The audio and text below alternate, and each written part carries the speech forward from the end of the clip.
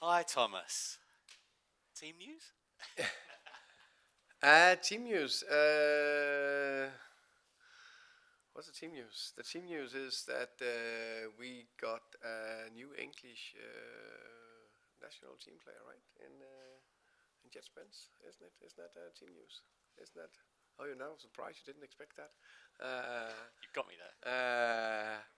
Which I mean actually is wow. How good is that? So big credit to Jet. He truly deserved it. It's been a tough, not tough. It's been what a journey to have it as 24 years old, turning 25 this year, being called up. I don't think many saw that coming. He had a good end to last season. He had a top pre-season. He played very well in three games against PSG, City, and Burnley. Really giving a lot to the team, so I'm so happy for him. Spurs supporters are very, very happy today. Yeah, why? Because of Jet. Yeah. Yeah. But also, can you confirm the signing of Xavi Simons?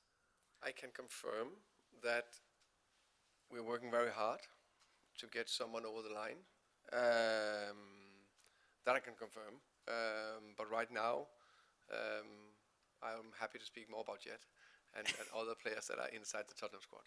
Okay, there's nerves because of obviously other deals, but do you think the fans potentially might get good news later today then? I hope they get good news later today for various reasons, because we are trying to sign players, and that we will try to do to the end of the transfer window. Of course, as I said many times in these meetings, press conferences, been a lot on. Okay, we are out in the market. We'll try to see if we can improve the squad, but only if we can improve the squad. If not, I'm happy with the players. They're working hard. Can I just get one potential outgoing, Thomas? Yeah. Yves Bissouma was in talks with Galatasaray earlier in the week. Where is that now? There were reports of a potential injury issue. Can I get clarification? The how can I say, the squad news is also that Bissouma can't make the game tomorrow, and right now it's the same. Bissouma is Tottenham player. Finally, have you fallen in love early? Just confirmation. Fall in love early. Tottenham. Yeah, let me put it this way. I'm very happy here. I knew that before. It's a great club, but get to know players, staff, fans. So yeah, I'm very happy. Charlie. Hi, Thomas. Just going back to team news, Destiny Udogie, could he be featuring tomorrow? Yes, he could. Thank you for that question. Des will be in the squad tomorrow, so that's very positive for all of us. Just going back to Shed, you mentioned how up and down of a time he has had here at Spurs. And I know Thomas Tuchel said, look, he ended last season really well. He started this season really well. I just wanted to get an insight into his mentality. What have you seen from him from that point of view in terms of being able to really ride those sort of stormy sort of seasons, really? I think Jed is a fantastic example for a lot of players, not only here in Tottenham but also other places, that everything is possible if you are resilient, can get through the tough spells that is in football and life, and be very disciplined, keep going, training well, keep believing in your own abilities, keep going if it's on a very rainy day. I think that's big credit to him, and a great example. Those stories I think we should all appreciate and be happy for. João Palhinha has received a lot of praise, and rightly so, since returning back to the Premier League. I know you can't speak about who the club may reveal later on today as a new signing, but if you are to add an attacking midfield in particular to this squad, how highly would you rate your midfield options for this season? So you're talking about João. Yeah, so yeah, let me put it this way. I think we got a very good midfield. I like the five midfielders we have six we have, sorry. In Archie, Lucas, Bissouma, João, Rodri, and Pape. Very happy with them. No doubt we have the creativity in Madison and Kulusevski, which is out right now. So I think that's very transparent that they are out. So of course that's a skill set we need to find either in some other players like Kudus or Wilson or Mati. So I think the midfield is strong. And again, can we sign something that can improve the squad? We'll be happy. Thanks, Thomas. Hi Thomas, how are you? I'm good, thank you. You told me a month ago when we had the very first press conference with you, the one certainty was that you were going to lose games. You haven't lost any games yet. You've won every single game you've played. So does that show that your coaching skills are better than even you thought, or that maybe the squad was better than you thought when you joined? I think both the squad is fantastic and I'm fantastic, so I think that's very simple. No, we have a strong plan to try to win tomorrow again against Bournemouth. Got a big belief that we are capable of doing it. We're facing a very good team, and Iola have done a top job in his coaching staff. They just lost 4 of their back 5, including the keeper, for this season, and just continue producing good performances. I watched their game live against Liverpool. I watched it one more time over the last 2 days. They were very good. They could easily have got something out of that game against the champions. They play a very how can you say, not only direct, but they play very through the lines and behind you. So it's very difficult to defend and difficult to press them because they go over the top or behind us or against every team.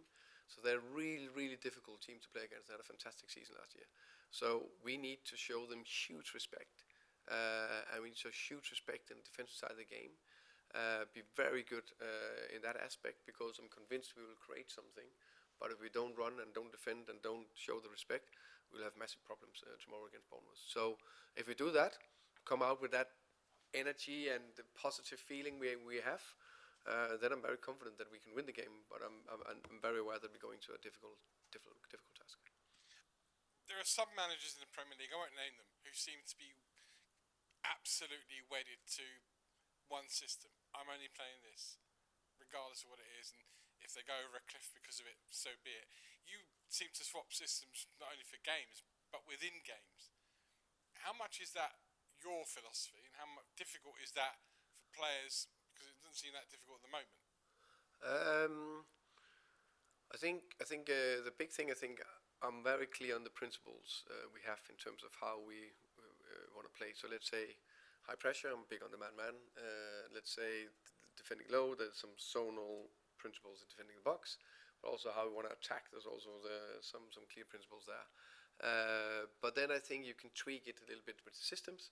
You can also tweak it in a system with different positions and different players in different positions. So that I'm very open about and aware. And with the coaching staff backing, we hopefully find good solutions. Finally, expectations. I mean, if you go into the international break having won 3 out of 3, certain Spurs fans will be very excited, and especially with the Champions League kicking off. And I'm interested in your thoughts on a draw on that as well. How do you manage expectations with the Premier League and the Champions League, which is going to be starting soon? That's a good question. But right now, I'm 100% focused on do our best to win tomorrow. And can we win? It'll be a fantastic start to a new season. Then a lot of the players, actually all of them, will go away and play for their countries and hopefully make their countries proud and their families. I'll take a break and then we're ready to kick on again. And then I'm definitely looking forward to what's happening after that. Hi there, Thomas. Speaking of international call-ups, Richarlison has been called up to the Brazil squad. How kind of pleased are you for him, of course, but also how important is it for Brazil to kind of keep the way you guys have been building him up nicely, fitness-wise? I think very happy for Richie. I think he's well deserved to start the season very strongly. 3 strong games, 3 strong performances. Hopefully he can carry it into the game tomorrow.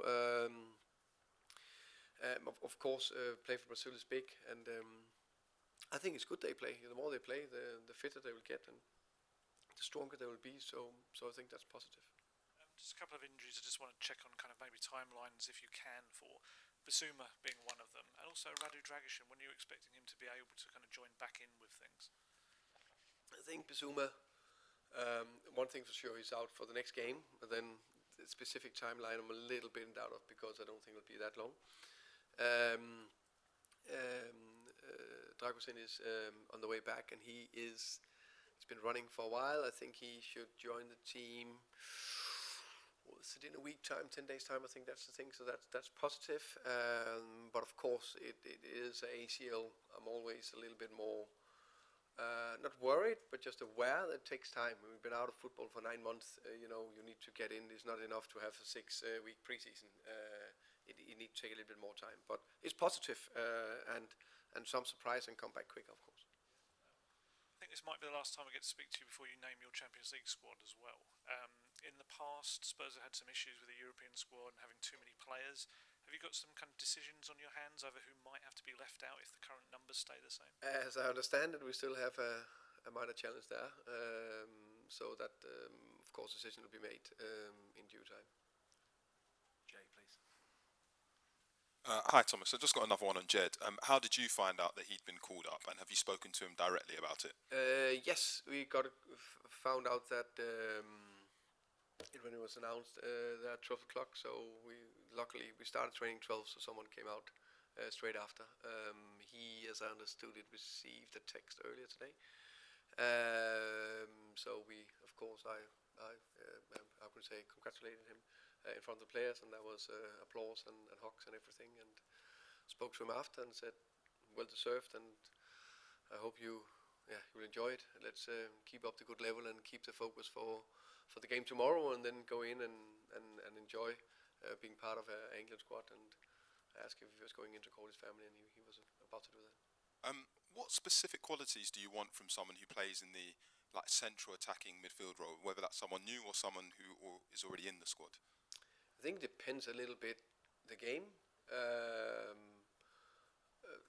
Because let's say we play away to City, and I think depend the game and the other players around, because you can have two very offensive-minded sitters that are very forward-going, and then you maybe need more of a runner in a 10.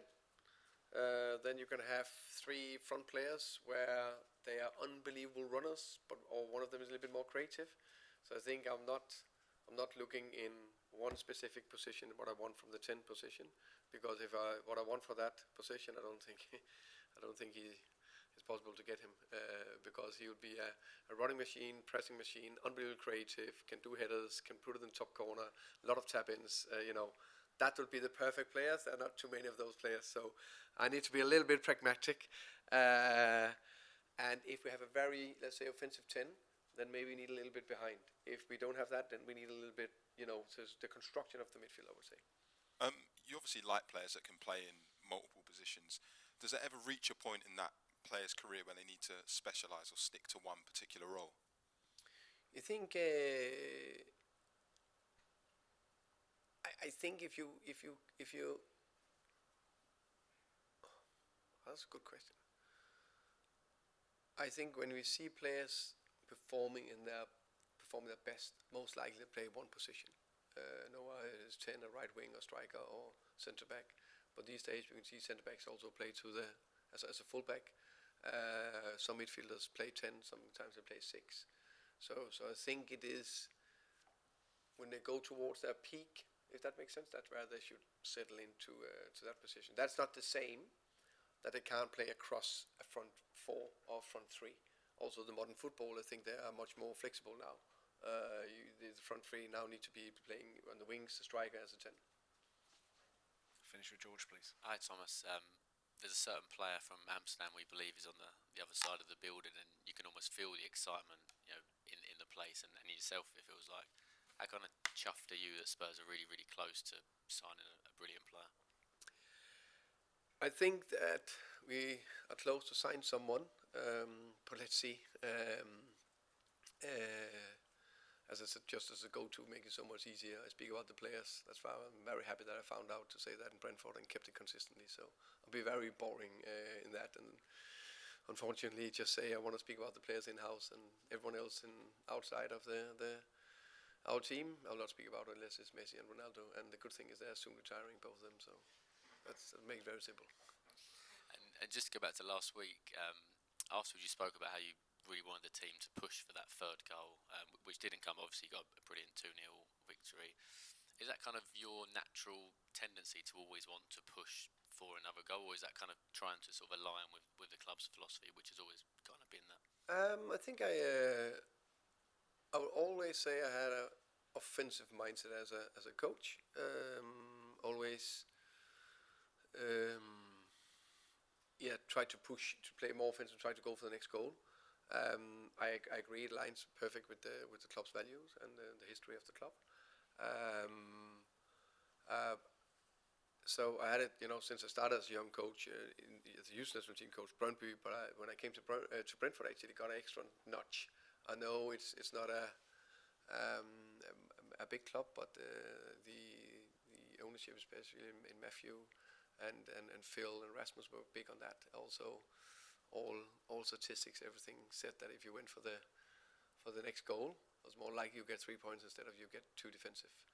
So that was just a line. So because they were so big on it as well, there was a lot of good discussions and thought process behind. Also with your subs, what do you do? Do you sub a striker with a midfielder, or do you sub a striker for a striker?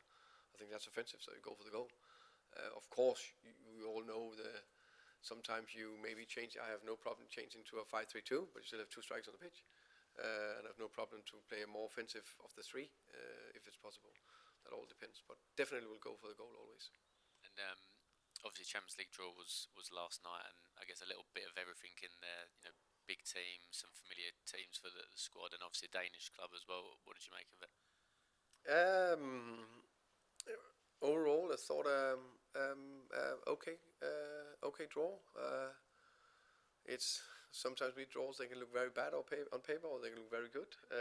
But at the end of the day, it's how we perform against these teams, and we know Champions League for every team, no matter if it's PSG or Dortmund or at club that is not as big, Slavia or Copenhagen. It's the biggest game of the biggest games of the season. So that'll be tough. Of course, I'm happy that it was Copenhagen. I thought that could be good. I wanted them in Parken. That could be probably more difficult, if I'm honest. But it'll be difficult no matter what. And it's nice when you have good colleagues that you're facing them. Okay, we'll end the broadcast section there and move on to the embargoed section for 10:30 p.m. tonight. Tom?